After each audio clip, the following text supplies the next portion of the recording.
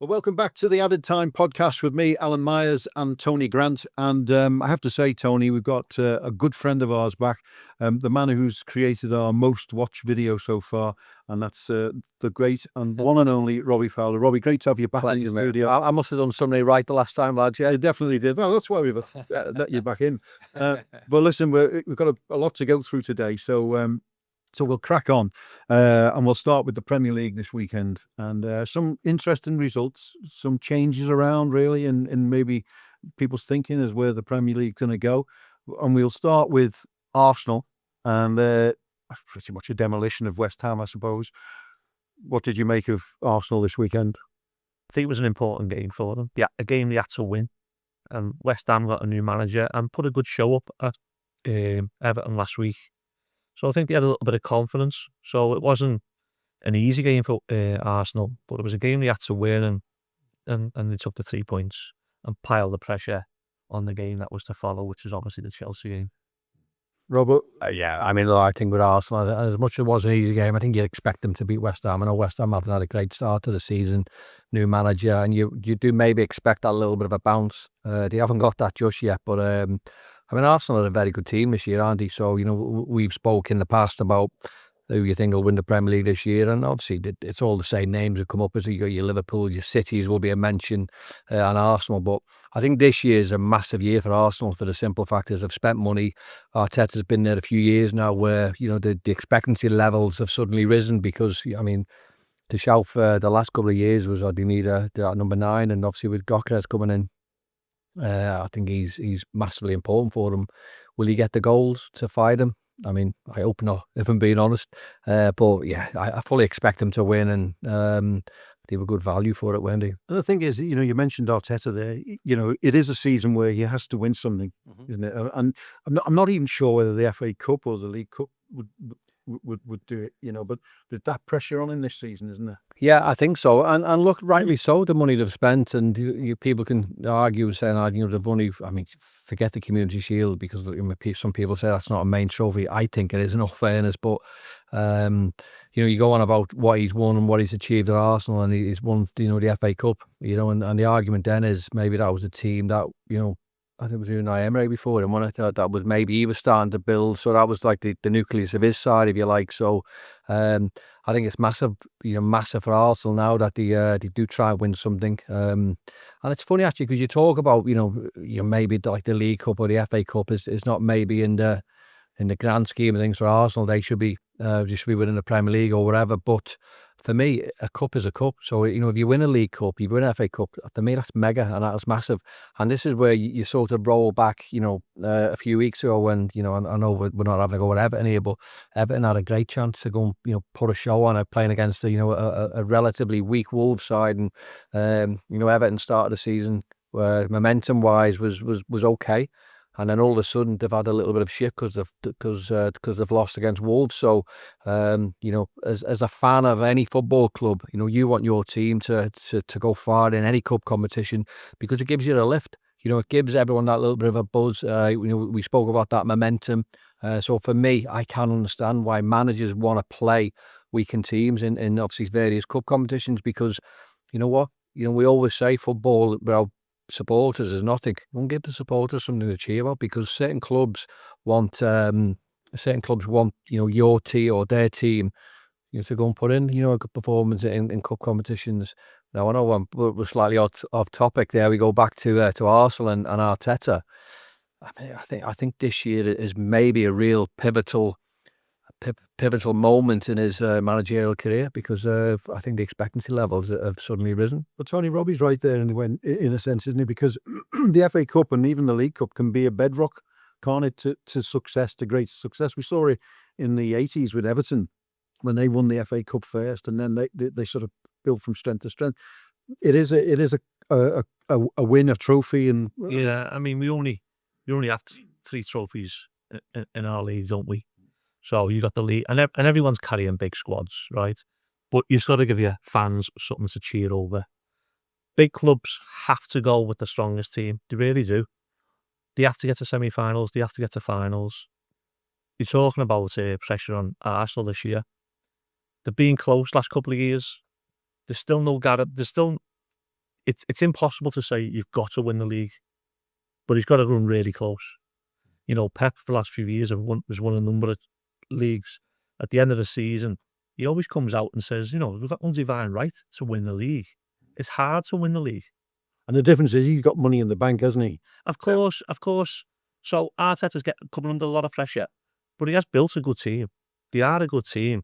Now he's got to get to finals, semi-finals, and go really close to the championship. You know, whether they're going to win it, for me, doesn't define whether he's a really good manager or a good manager. He's just got to go really, really close, and hopefully for them, they win it.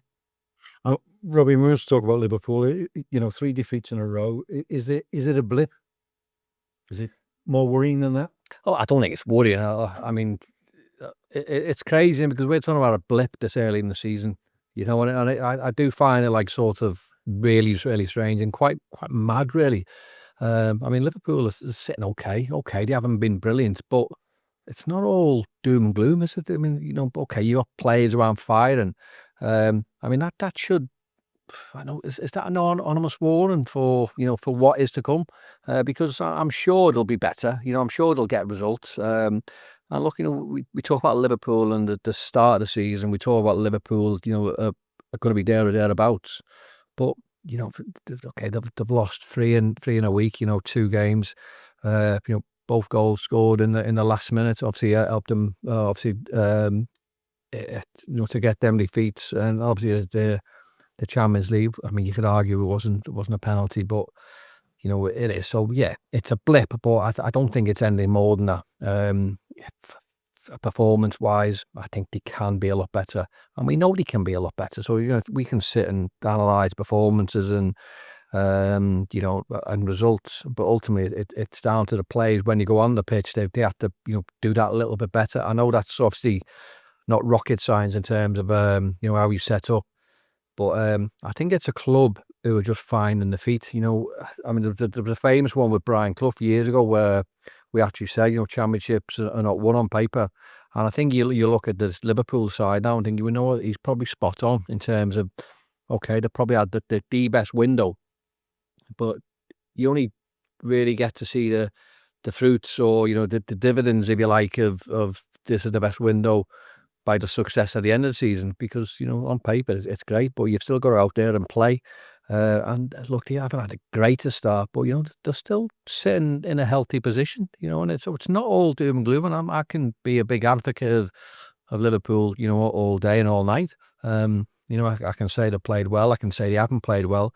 And ultimately, at the minute, you know, we're sat here and saying, oh, it's not all bad. You know, some players have got to perform better. We know that. Yeah, they'll be okay. I think when you're champions, there must be a situation where people are ready to jump on you straight away because you were champions, you know, and you are champions, you know. So is there an element of that, you think, that people are just waiting for? Yeah, absolutely. No, it's that, and also the fact that they've spent a lot of money on certain players as well. So, I mean, you look at, obviously, Florian Wirtz, who's come into a club, and there's no doubt he's an exceptional player. And look, you know, we always know about the Premier League. The Premier League's different to any league out there. You know, whether it's the best league in the world, that's obviously open to debate. But what it is with the Premier League, it's certainly the best marketed league. But then when you get players coming in who've not played to a level or a standard of the Premier League, they are going to find it difficult, and then you need to find your feet.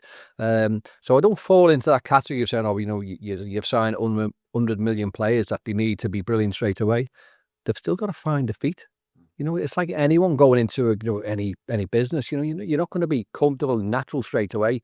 You know, you sort of need to sort of grow into that role, if you like. So, I mean, that is the argument with obviously a lot of naysayers at Liverpool, if you like, because okay, they are the champions, and people are quick to put them down. People are quick to put them down because of the amount of the money they've spent. But look, it is what it is. And, you know, when you're playing for clubs the size of Liverpool, when you're playing for your teams who are champions, people are quick to have a go. But you know what? You accept it. You try and adapt. You know, you push on. And hopefully, from a Liverpool point of view, these players sort of get to the top of the game that we've seen in the past. You know, okay, the Premier League's different. But, you know, they've got to get up to speed pretty sharpish. Otherwise, you know, the cloud will become thicker, you know what I mean? Yeah.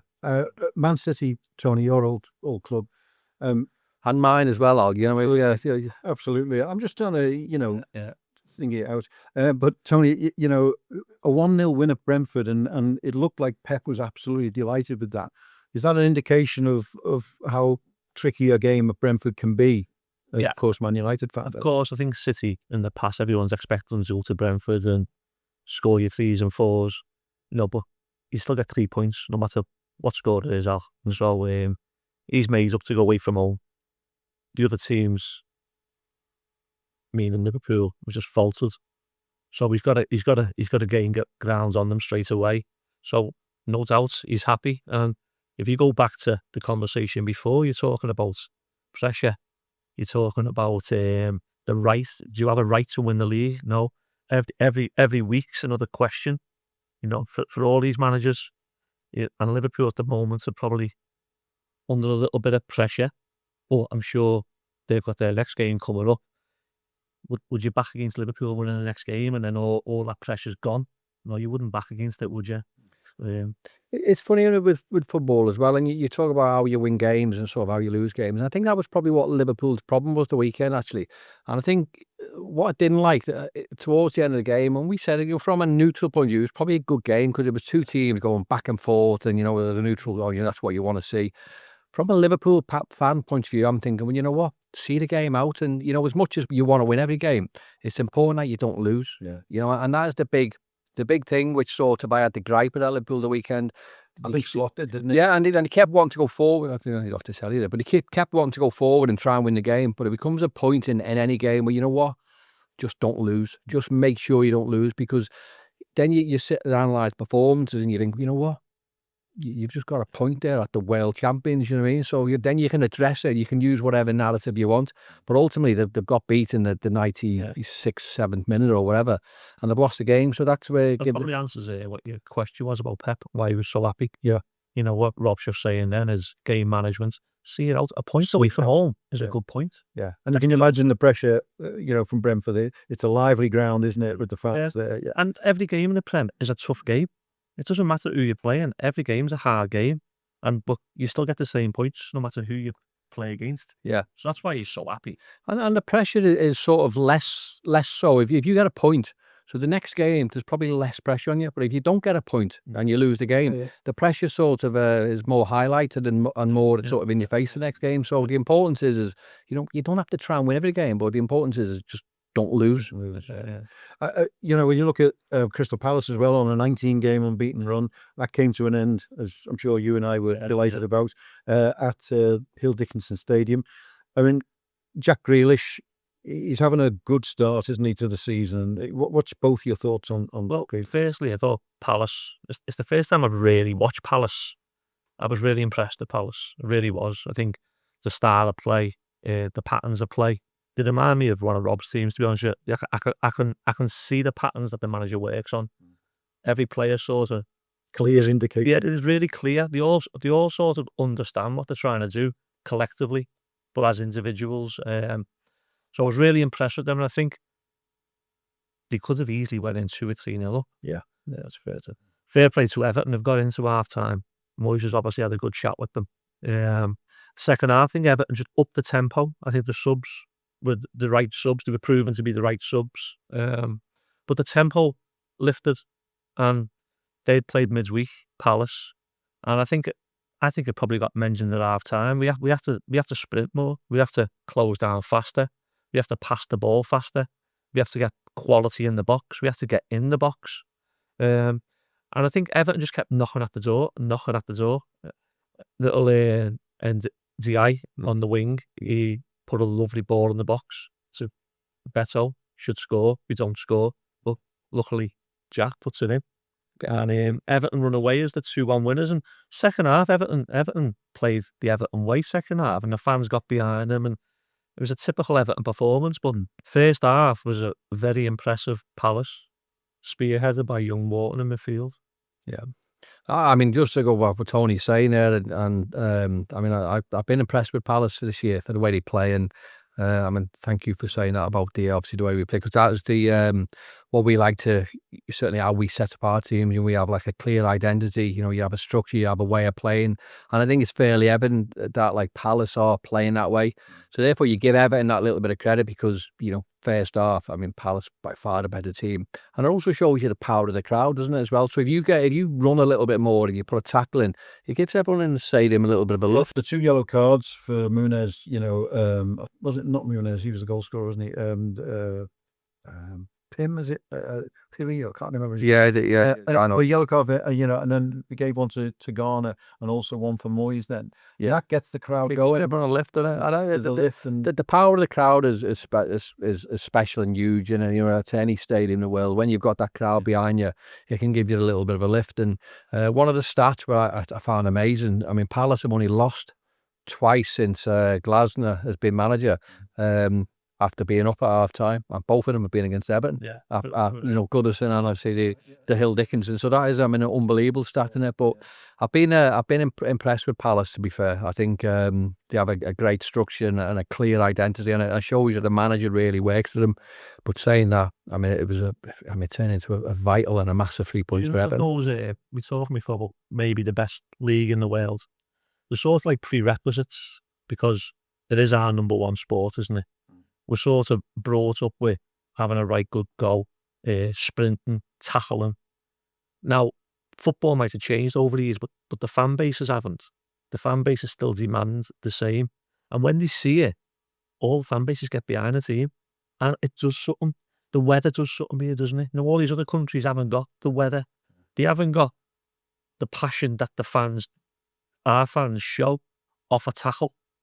You might be crap for 80 minutes, and all of a sudden you make that tackle, and for that next 10 minutes the opposition team have got a hard day, haven't they? Yeah. It's unbelievable. And we obviously rewind your 5-10 minutes from what we were saying there about what you're saying. You revert back to what we were saying before about giving the fans something to cheer in terms of good cup runs, and again that lifts the fans up. So it has a real knock-on effect with everything. When it's, and just, I know we're talking about obviously Jack Grealish, massive fan of him. I think he's a brilliant player. You talk of the realms of loyalty, and players always get a bit of stick because they're not loyal to clubs. Loyalty is a two-way street as far as I'm concerned. And you think, well, Man City were probably not loyal to Jack. Pep probably wasn't as loyal to Jack. But he's come to Everton and he's shown what he can do with a fan base. I'm not saying a Man City fan don't like him, but a fan base who've got right behind him and a manager who probably believes him a little bit more. Yeah, I think at City you've got certain players that are liked, whereas when he's come to Everton now he's been loved. And I think there's a difference between the two. Yeah, definitely. But it was interesting you mentioned about the managers' clear tactics and all the rest of it, because we're going to talk about managers now. And one particular manager, we could talk about Rangers and Russell, but obviously that's ended now. But I want to look at Ange Postecoglou and what's happening there. And you talked about clear messages, and when you manage, Robbie, when you look at, his own fans were singing "You're getting sacked in the morning," and it's not even 4 weeks he's been there. Yeah. And he said after the game, which I thought was a really interesting quote, he said, it's not that bad to have tough times. Yeah. It's not the end of the world. Now, as a fan, you don't want to hear that. You're not listening to that, are you? But what he was trying to point out is that, these days, and in management now, you only have to lose a couple of games and everything needs to be changed. We've heard fans saying it, we've got to get rid of him, get rid of the fellas at the top, get rid of, has he got a point, that going through a tough time is not the end of the world? I think with the fans singing what you're saying they were singing, I think that goes to show how much they like Nuno. Yeah. So there's a bit of that. I think there's a bit of that in it. Yeah. I think it's almost a little bit of a go at the club without having a go at the club. Yeah. And just stepped into it. But I think for the season he had previous and the way Nuno was with the fans, I think they all miss him. And they wish they could have kept him and got rid of maybe. I think they would have got rid of the owner, then get rid of They would as well, though, don't they? There's a big like for the owner. They're kind of, because he's come in and he spent money, and but I think the expectancy levels, we talk about expectancy level we mentioned before with Arsenal, It's probably the same with Forest as well. I mean, where did he finish last year? 7th, was it? It's just about Just outside. 7. I think they were not. Yeah, but I mean, so that gives the expectancy level now as you have obviously a new sporting director comes in, and then all of a sudden does the tack change from a club point of view? You know, you've just got someone from Arsenal who's come in, and you know, that he may be trying to play an Arsenal way too quick, or you know, trying to get I know they're trying to run before he can walk. You know, the expectancy levels have suddenly risen because obviously where he finished last year, the owner putting in a lot of money, the sporting director coming into a football club as well. So, but again, there's no defined right, is it? Because Rob mentioned something before about it's just come to me now what Brian Clough said. Well, you're talking about Forest, aren't we? Yeah. Now, Forest have spent a lot of money, but there's no divine right because they've spent all that money that they should be 4th, 5th, or 6th. In the Premier League, you know, it doesn't take any. You know, No, it's you're right. You know, it's a tough league. Then they get rid of Nuno. For what reason? I don't know what the reason was. Well, the suggestion is, you know, Edu's come in and there's a different way of working, and Nuno didn't want to work with that. That's the suggestion. Yeah. And I was going to ask you both, because I think you both sort of suffered from this in the past in your management career, is when something changes at a club, which you have no control over, you know, and a position comes in, which, you know, as I say, it's not your decision. Yeah. And all of a sudden, the direction of the club changes. And I mean, how difficult is that?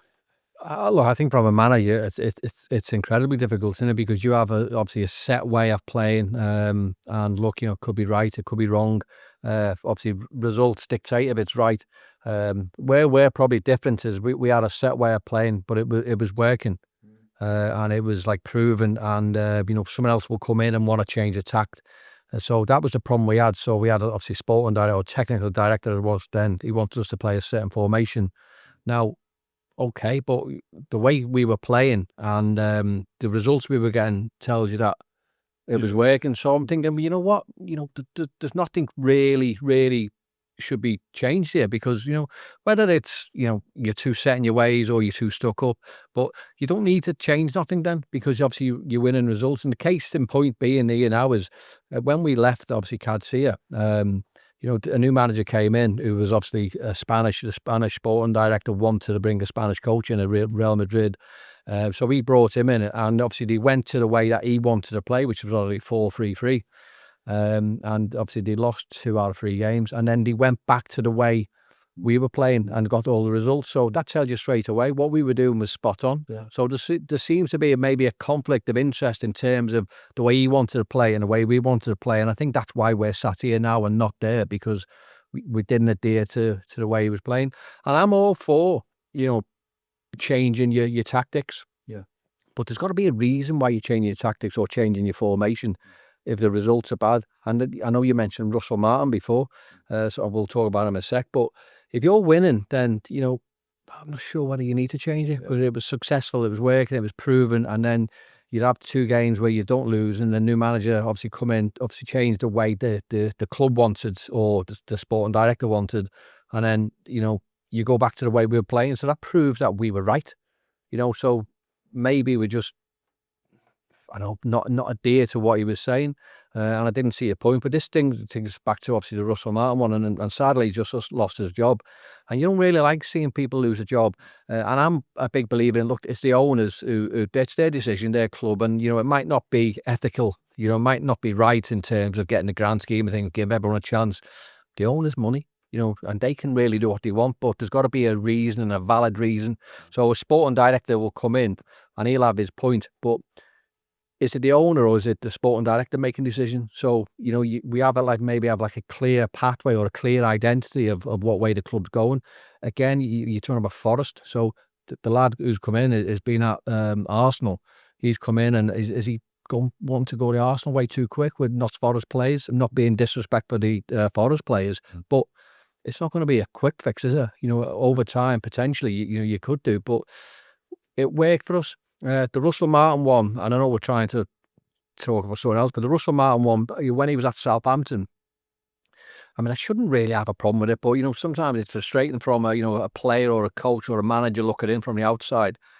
I mean, if I'm an owner of Southampton, I'm saying to Russell Martin, you might be a good manager, you know, you might be the greatest manager ever.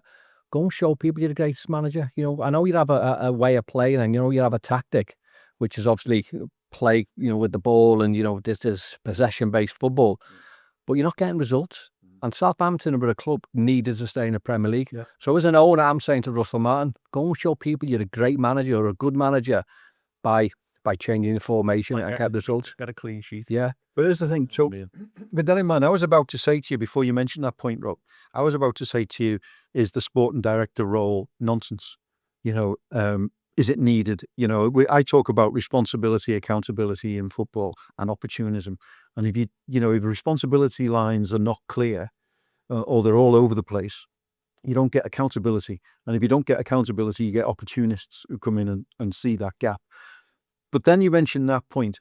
And is that where a technical director, when a manager isn't getting results like that, is it then the owner's almost safety net to say, well, this manager's not doing it right? You know, is that where it comes into it? I think so, but there's many sort of there's many avenues that you can go down about. Obviously, a sport director, technical director with a manager.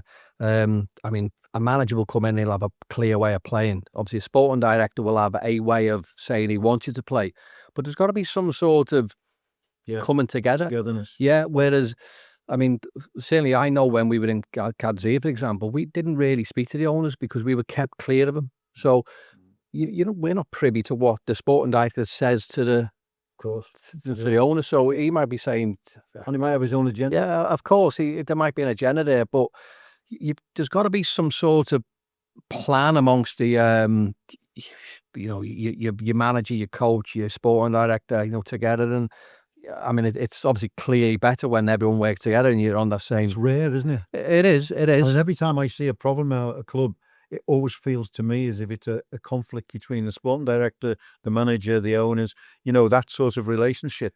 You know, back in our day, it was a chief executive and the manager, wasn't it? And then the owner would deal with the chief executive. What you're talking about, managers losing the job quite early. It'd be interesting to see how many sporting directors to go lose the managers. Do you know what I mean? Oh, yeah. So they see off 3, 4, 5 managers before they come under the spotlight. Is that an indication of how they're visibly? Yeah. Do you know what I mean? It needs to be a little more accountability. I think so. But I mean, look, you know, sitting here, and I mean, I think sporting directors and technical directors, I think are good. Do you? I genuinely do, yeah, because it sort of maybe gives the manager, you know, listen, you go and focus and concentrate on that, but you also still need to work together. Yeah. And I think that's a lot of the problem. I agree with that. I mean, there should be a unison between them, you know, understanding result. I mean, Pep said it a few weeks ago. People are getting jobs now by how they look, not by how they've done. Yeah. You know, and it's understanding the game. But in England, the weather for 7 months of the season isn't great. Some of the pitches lower down aren't great. The fans demand. I mean, we were talking about making a tackle before. Yeah. I mean, I keep seeing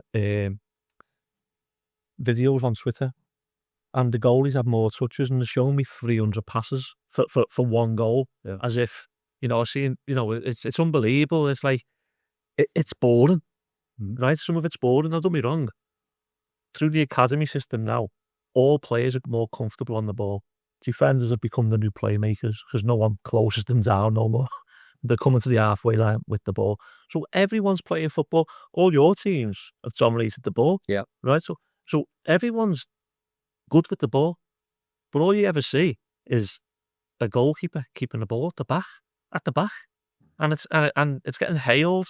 But the reality is, when you're going through a bad time, does the director of football, does he really just want that and want to play like the Man City? Because I've still not seen a team play like Man City since Pep's been here. I've seen everyone get linked that we play this way, but no one plays like Man City. No one. I think what you're saying here, Tom, as well, in terms of how you play your formation tactics, and for me, formations are not really what it says, because you move a player 5 yards and the formation changes, and the tactics of the game will change. But one of the things I sort of and we've sort of envisaged with our teams is we want to be a possession-based team, but you've got to be possession in the right areas of the pitch. Yeah. And one of the things I'm probably most proud of is we had the most possession in the final third. So that means that we were probing, you know, we were passing, obviously, pass, but probing and looking to create chances and create movement from players. We had a thing where okay, there's got to be an element of risk within football teams in the final third, but there's got to be a little bit of cleverness in how you risk that pass. So we were like instrumental in saying to our teams, look, be careful when you risk the pass, in that final third. But in terms of what we had in possession, our possession was mainly in the final third, which was obviously the opposition defensive half, which is different than passing the ball around the back. But if you bring it back to the directors of football, all of a sudden Rob's doing that then in Saudi, but then there's a director of football who doesn't want that. So you're talking about in Australia, they're happy with that was great, but now the director of football doesn't want that.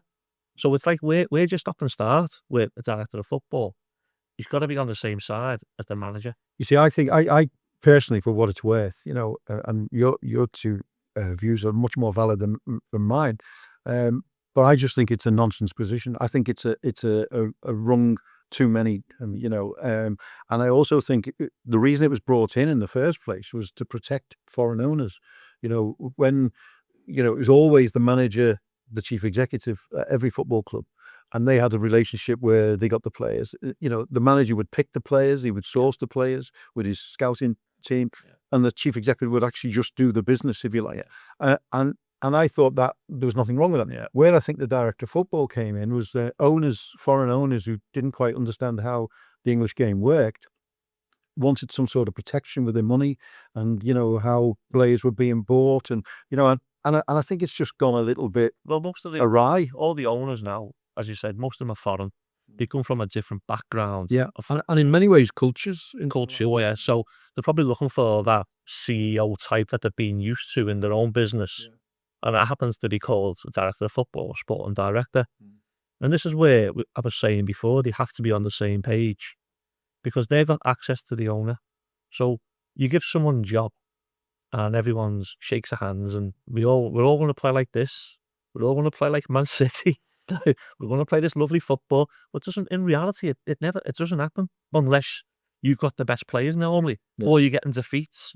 So all of a sudden, because it's so busy and because the owners are in the different countries, rather than phoning the manager who's really too busy, because now he's got a squad of 30 to deal with, and he's got about 400 staff that he's going to look after and make sure all the departments are aware. There's not just the first. It's not like it was years ago, so it's become a bigger job.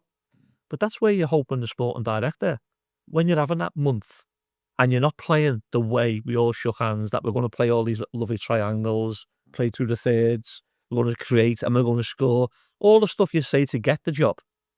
Well, it's not happening. So the owner's like, well, you told me he was going to do that. That's where you need the supporting director to say, but this is the English game. Sometimes you just got to go man to man. But they won't do that, though, will they? Well, this is the problem. This is what you were talking about before, sporting directors. Do they look after themselves and say, boss, I think we got it wrong here. We'll have to go and get someone else. And then does the boss go, okay, you're running the club, you go and do that. And then he goes out and finds someone else. Again, it's all opinions in it as well. So a manager will come in and he'll have a way of playing, he'll have a set formation, a set tactic of looking whether you play 4-3-3 or a 4-2-3-1, 3-5-2. And a sporting director will come in and go, well, we want to play 4-3-3. Well, is that coming from you, the sporting director? Is that coming down from the owner? So, so you'll have a way of playing as a manager, and then sporting director, technical director will have a way of playing. And if that's not right, then again, you talk about the accountability. Someone's got to be able, if you're not getting results from a manager point of view, then more often the manager's going to get the sack in him. Look at it. It's interesting, actually. Think about the Amarin situation now. So they've got Man U have had new owners for a while now, yeah, and well-educated guys, great big companies, and they want to go and headhunt the best young coach in the world, and they've chose Amarin. Well, Amarin comes with a certain formation, which will change, which is fair enough. Right? That's what he wants to do. Right? That's up to him, right? So that's up to him. But what do the club? What do the club see? What do the club want? What do the fans want? Now they want success. They want results, don't they? They want results and they want success. So however way you get there doesn't matter, but you've got to get there, right? Now let's say they sack Amarin tomorrow and they've just spent, I don't know, £300 million in the summer. Say they sack him next week and they bring in another manager. Who plays a different way. Plays a totally different way, right? So all of a sudden, where are you going now?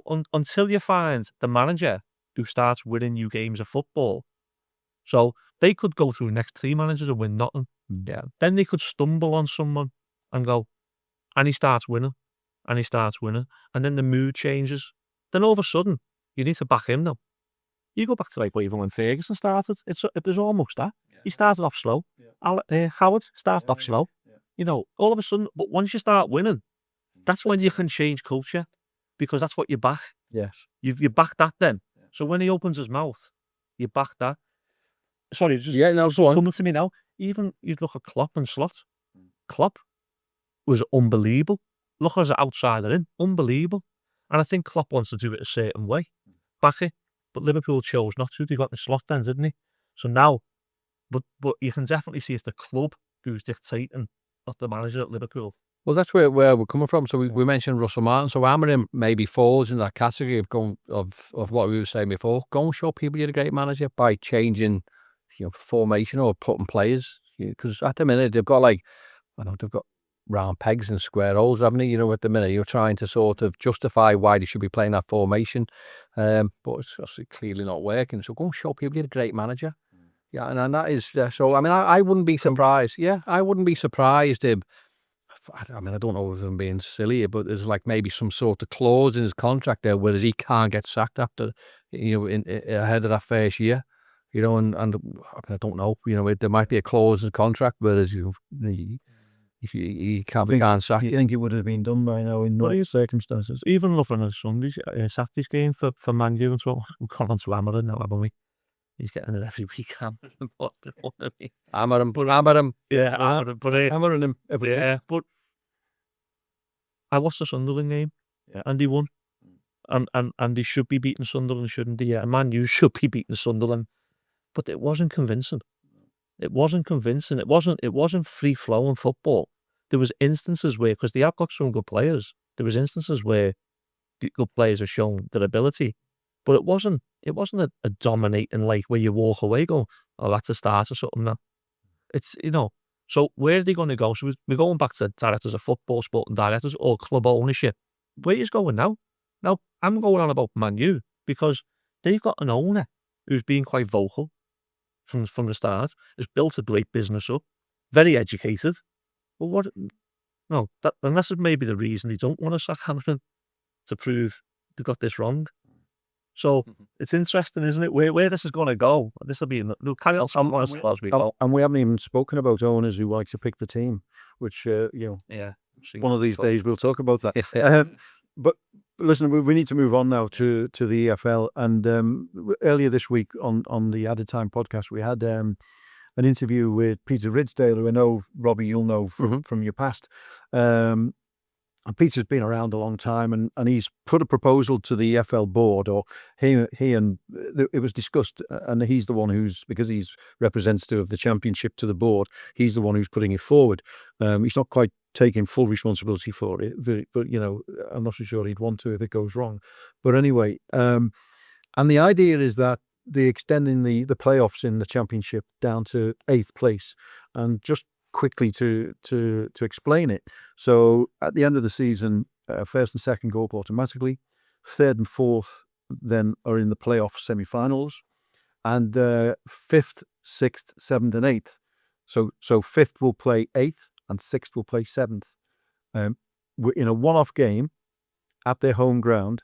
So 6th and 5th and 6th, 5th and 7th would be at home, And they play the fourth. Then they play third and fourth. And then there's a final. It goes back to the normal sort of playoffs then. Yeah. So what it does, and the thing behind it is revenue. Yeah. In the end, which in football now pretty much every road leads back to finance, doesn't it? And they're having obviously there's an impasse with the redistribution of money from the Premier League. The Premier League don't feel as though they need to give any more money really, and obviously, the Pyramid, the Championship, the League 1 and 2 feel they should. But anyway, while that's not happening, and it might change when the regulators come in, they are looking at other ways to get revenue up. And their argument is that, more teams, you could have pretty much 10 or 12 teams in the Championship, all near the end of the season, all focusing on and got a chance of this playoffs. What do you make of it, Rob? What? Yeah, I mean, we're rewarding mediocrity, aren't we? If we do that, go down as far as that. So look, I do like the playoffs in terms of what it is, and but the realms of you finish 8th, you've got a chance of getting in the Premier League. I mean, that's wrong, isn't it? So I mean, well, Millwall last season finished 23 points, I think, behind the top 2 away. Yeah. So that's a team finishing 23 points behind. Yeah, I mean, look, could have gone up. Yeah, I mean, look, we've had many chats over the years about sort of football and how you can get it right. And look, this is not saying this is right or it's wrong, but one of the things that we came up with a while ago was, and I know you've got the Premier League need to sort of buy into this, but if you want your teams in 4th, 5th, 6th, 7th, and 8th to sort of go into playoffs, have a 3 up, 3 down scenario. But then have the team who finishes 4th, bottom of the Premier League in a playoff final with a team. Like when we started. Yeah, I mean, absolutely. So if you do, so have 3 go up and reward them for being the most consistent teams in the league all year. Yeah. They've probably been the most consistent in terms of points gained. I mean, if you have a run of, 6 weeks, throughout that, season, you're potentially going to be there or thereabouts, aren't you? Or you could be. Yeah. Not necessarily the case, but so what we, well, I mean, it's what I've said obviously to you in terms of, so have the top 3 and then you have maybe a 4, 5, 6, 7 in like a playoff, and then after normal playoffs between them. So 4th will play 7th, 5th will play 6th. Whoever wins play each other, and whoever wins that game get a chance to play the team who finish 4th bottom. Now then you've got you talk about revenue, and you talk about the interest from the Premier League team then straight away. Yeah. And then you've still got that £100 million game, which is obviously the richest game of football, the chance. And we always say about the Premier League, the gap between the Premier League and the Championship is huge. But you know what? If the teams in the Premier League really think that, back yourselves and agree to this thing where if you're finished 4th bottom, go and play the team who finishes first out of the 4, 5, 6, and 7. Yeah, I hope it comes across clear there. No, it does. And I just one second. I'll just say I agree with that. I actually loved it when, even though my team at the time were in danger sometimes of having a problem with that.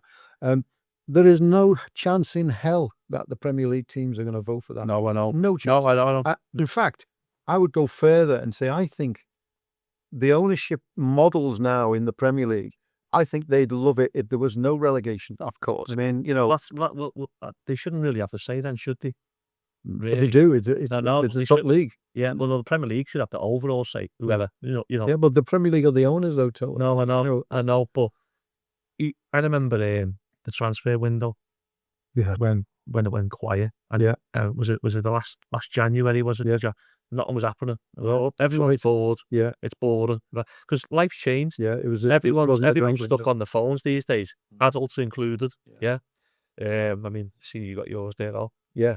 What was there? So life's changed now. People want some sort of excitement all the time.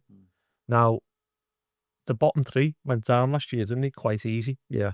It's boring, wasn't it? Yeah, it was. You knew like 5, 6 weeks before the season. What was that? You're talking about the Championship with Peter. What Peter's proposing. Yeah. But before we get on to that, just go back to that Premier League. So it lost all the excitement, didn't it? We all knew it was going down. What Rob's saying there, for me, I think going forward, that's so exciting. Yeah. So jeopardy is incredible. So all of a sudden, you get an extra place in the Championship. Yeah. So the 7th place now gets in the playoffs. So I know Peter's saying the 8th. Yeah. But on Rob's one, you got 7th, right? But then the mediocrity in the Premier League sometimes, the teams finishing 4th and bottom 5th. Yeah. Do you know what? Let's put some pressure on that now. Yeah. And they shouldn't have a say. Pretty much just as bad as the three that went down. Oh, shit. So could you imagine, if we use last year as an example, was it Tottenham or was it Man? It was Tottenham we finished. Tottenham, yeah. So Tottenham were in the final at Wembley against a Blackburn side. What a big game! What a great game that is. Yeah. So for me, I think for that excitement, so to support Peter, because I agree, and that should siphon down. Because I've got a big gripe with the conference teams. Yeah. They only have one. Yeah. Goes up automatically. And they have a massive playoff thing, don't they? It goes down to 7, doesn't it? So Start bringing them into it. They need to come up into the league. It can't just be about this. So we've got to siphon down. Yeah, I agree. Do you know what I mean? But I think that would be the best way. I think the Premier League could be clever in how much they give teams to make a vote. You know, a lot of it's political these days. Your big clubs, it wouldn't bother them, would it? Why would it bother City, Liverpool? I was going to say Everton then, because we'd have been that team. Yeah, we would a number of teams. a couple of times. Yeah. But all the big, they shouldn't bother them, because really they should never be down there. But I think that would be brilliant. And also what you're saying there, man, obviously obviously Peter Ridsdale, so man, I get on very well with him, to be fair. But it's all about revenue and bringing monies into, the coffers of, whether it's the EFL, whether it's the clubs or whatever. But in that scenario that we're saying there about the involved the Premier League team, you have maybe got like 2 lots of money spinning games, whereas you got the 4 teams of 7 who essentially play off to play the Premier League team. So therefore that game is obviously a massive game. So that's a money spinner. And then imagine that like 4 team like a Tottenham or playing in that game at Wembley or a one-off game. And I mean, imagine that'd be unreal, wouldn't it? So that'd be brilliant. It would be brilliant. It'd be unreal, but unrealistic as well. Well, I mean, strange things do happen. But, it does. You're right, and I think the reason it stopped is the very reasons why I don't think it will ever start again. Because the Premier League wanted. I mean, when people were talking about the Super League and all the rest of it, one of the things was that the top teams were protected from relegation. But we always talk about sort of growing the game and how we develop it, and I think the Premier League have a duty of care of maybe progressing the league, don't they? Yeah, absolutely. And also we brought far into it because we thought that might be for the better of the game. Yeah. Well, therefore, this might be for the better of the game. Yeah. So that why can't you have a decent conversation on that?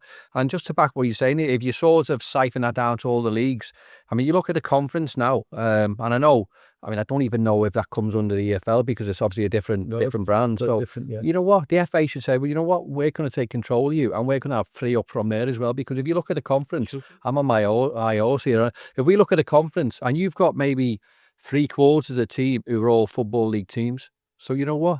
Give them a chance. But here's the thing, you see, the EFL won't vote for that.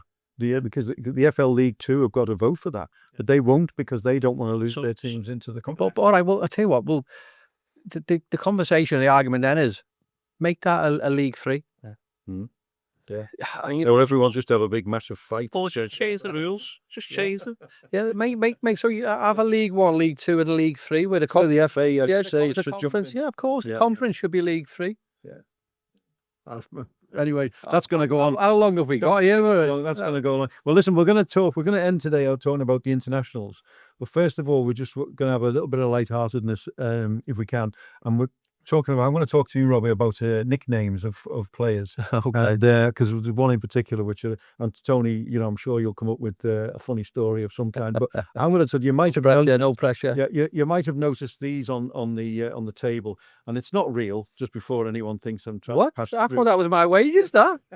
Yeah, no, I'll be more than that, Rob. But basically, that was when I was at Blackburn. I was a director of Blackburn, and we were signing a couple of players. And Tony was there at the time. And I used to have these as a bit of a joke on my table in my office. And anyway, we were signing 2 players. And I think you should tell everyone there's tissues. They are just tissue papers. Just so people know. Home bargains. See a free advert there. Anyway, so they're in my office, and I'm sort of, sat away from the managing director's office who's doing the transfers, a transfer window. And we had 2 players. I won't name the players, it's unfair, but one of them was already in the managing director's office signing his paper. And then there was another one turned up in reception at the same. He was supposed to come a bit later, but he didn't. He turned up at the same time. So, of course, the managing director was like panicking because he didn't want 2 players coming into the office at the same time to sign. So he says to me, would you do me a favor? Could you, if I bring this player in, would you just let him sit in your office and keep him busy, until we get the other one out? So I said, yeah, no problem. So anyway, but he was sort of overexcited, and you know who I'm talking about. He was overexcited, and he sort of made it all look a little bit weird, and this player who'd come in, the second player who'd come in, was wondering what was going on. So, and I'm sat in my office, and he came in and he sat down. And he was a championship player, and he looked at that money, and he said, "What's going on?" And I said, what do you mean? So he said, money. I said, no, it's tissues. And he said, thank Christ for that. He said, I thought it was Ookie Deal or something, And I'm like, no, there's no Ookie Deals here, And it's just funny the moments that you have in football where you think, and that those 2 packs of tissues caused so much hassle. But Rob, we want to talk about nicknames, and we've had loads of nicknames down the years. I think Tony remembers Disser, who was Neil Pointer. That's fantastic. Which was one of the best. I think that's number one. Yeah, I think so, yeah. Well, your one for me cracks me up every time, and it was at Man City, wasn't it? Yeah, so we had a player obviously called Kiki at the Sampa, and he signed around just after the just after. My wife's called Kiki. Oh, really? Yeah. So you got a new nickname for there now then as well. So obviously, but his surname's not Musampa, was it? So obviously we had Kiki Musampa, and straight away you come into a football club and you're deciding what can you call people. Yeah. And you've got all the, I mean, in the UK, so you pull like out a Y or an IE on the end of anyone's Auntie, Robbie, or and then things developed only. So obviously Kiki signed. We're all just sitting there around the table and we're talking about what can we call him. And there was obviously this. It was a think tank, really, wasn't it? And we came up with a nickname of Chris for him. And it was just, I mean, I hope people know, because it's not funny if they don't get it, do they? But he signed just after Christmas, so his name's Musampa, so he was Chris Musampa. But I love that one. Is that a Scouse thing, do you think, Christmas hamper? Because there's other people around the country say Christmas hamper. They must have hampers. They have hampers, but it just sounded to me like a Scouse thing. Christmas hampers. But there's Well, lots to me, is up there. brilliant. I mean, the other one was obviously Fitzall. He was at Palace when I'm not sure who else he played for, but his nickname was One Size. One Size. And you obviously, I mean, I'll tell you the story. I mean, I think you should tell us the trigger one. Yeah, I like that one. That's so funny. But we were Howard's last time at Everton. Howard Kendall. I was injured, and obviously we always support the team, so we're in the changing rooms anyway. But we're playing them Tuesday night game at Goodison Park under the lights, raining, against, in my opinion, I still say it now, English club teams, within the Man U team, were arguably one of the best teams to watch. With Giggsy on the wing and Scholesy in midfield and all the rest of them, Roy Keane. I thought they were fantastic. Well, this night, Howard's played Slaven Bilic as a whole in centre mid, just to shore it up. He's a defender, but he's a good footballer. We're not going to see much of the ball. So Dave Watson, Craig Short at the back, 2 good, strong centre halves. Slav in front, 6'4", 6'3", big lad, big tall lad, athletic. Put a foot in, get hold of the ball. I mean, it sounds great it's almost on paper. It sounds great on paper, doesn't it? It's upright. We're nothing on paper, but it sounds great. Anyway, I'm watching from the stands as I'm injured, and Man U were fantastic. I'm saying it could be probably their best 45, 40, but about the first 45 that I've seen. 1 touch, 2 touch. I'm watching Slav, because obviously it's my position, and he's chasing shadows. Yeah, but we all would be, but he's chasing shadows. So goes down to changes at half time. I think we're 1 or 2 behind, but we haven't been over the halfway line. And Shorty's a great fella, Shorty. Diamond, they give you everything, absolutely give you everything. And he's coming. He's always vocal. Shorty was always vocal, but in a lovely way. No, what I mean. Not ever digging anyone out. It's just, he's played. He's been ragged everywhere, and he's gone. Gaffer. You've got to change it. And Howard, being the quick-witted guy, experienced guy he was, he went, "You're right, son. You're coming off. Slav, you go back to centre half." And Shorty like, "Where'd you go then?" It's the lesson, never speak. It was keep the mouth shut.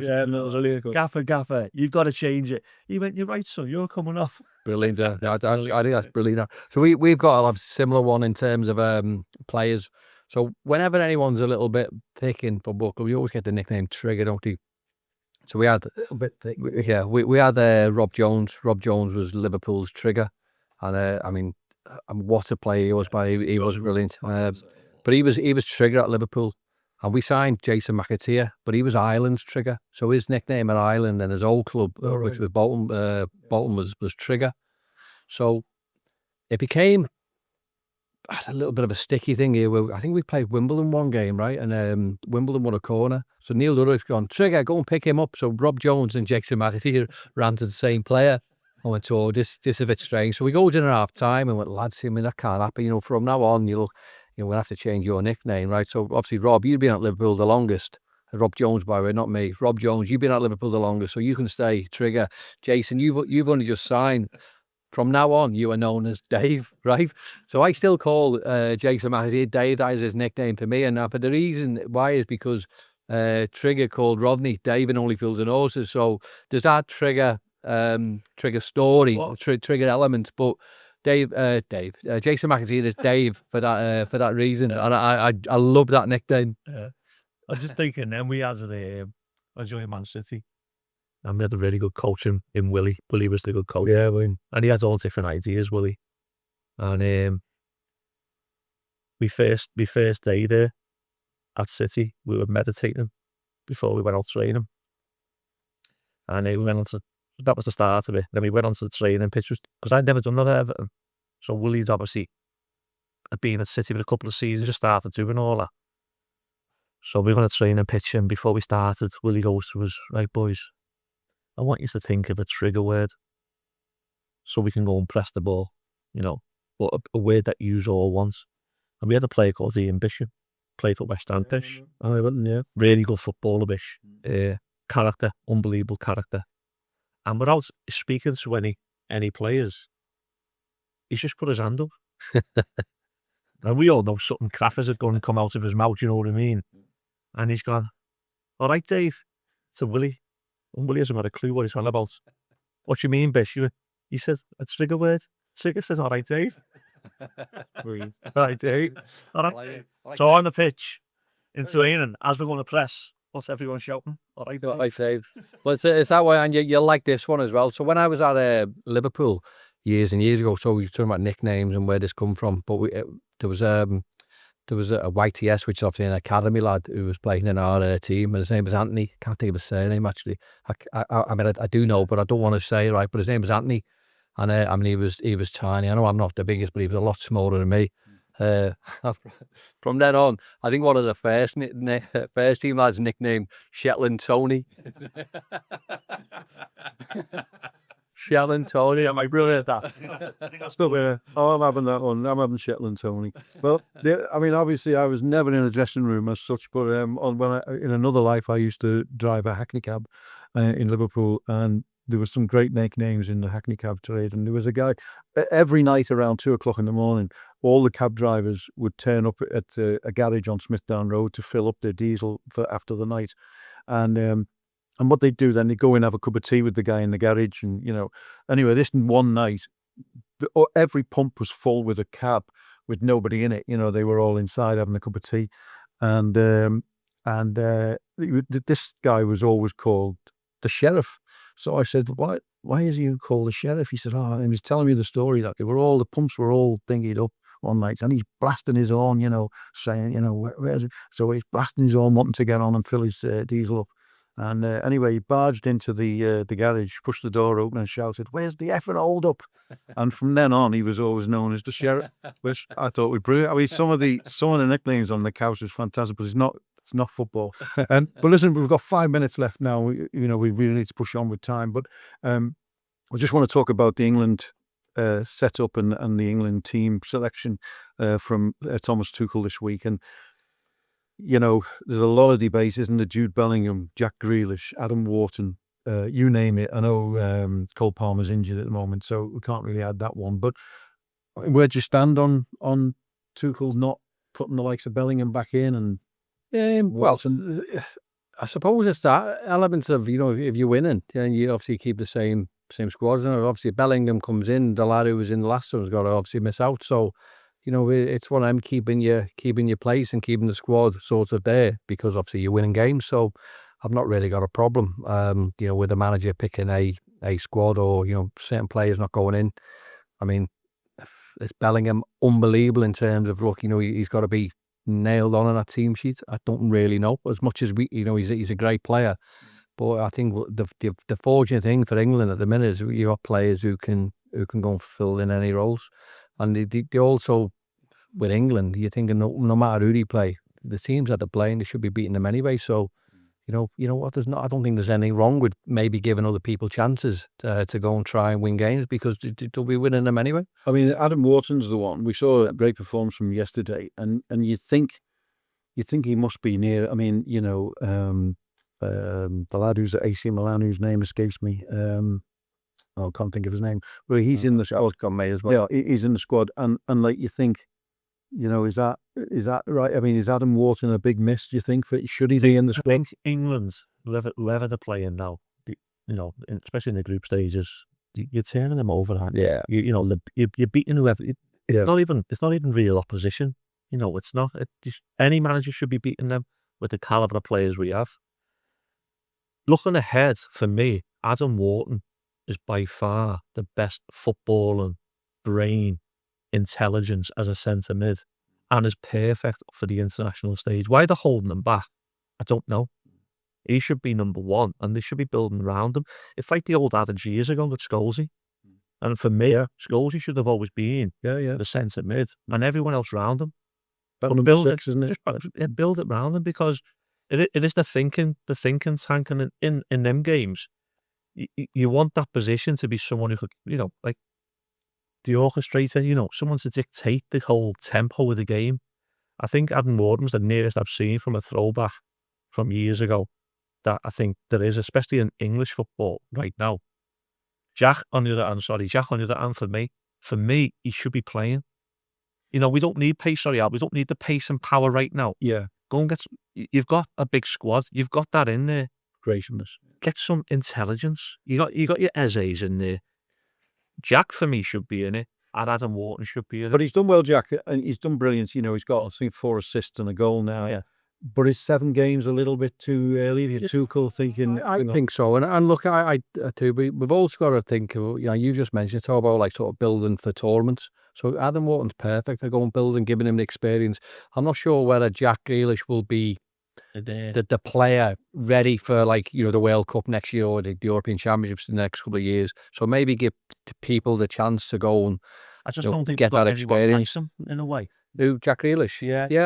I mean, I can see. I am a big fan of him. There you got Anthony Gordon. I don't think Gordon's like him. I don't think Gordon is like Jack. I think Eze is a little bit, but Eze plays inside. Yeah, he does. I don't think you've got anyone. Yeah. So, the last one we had when Jack never went, was it the Euros? Was it? Yes.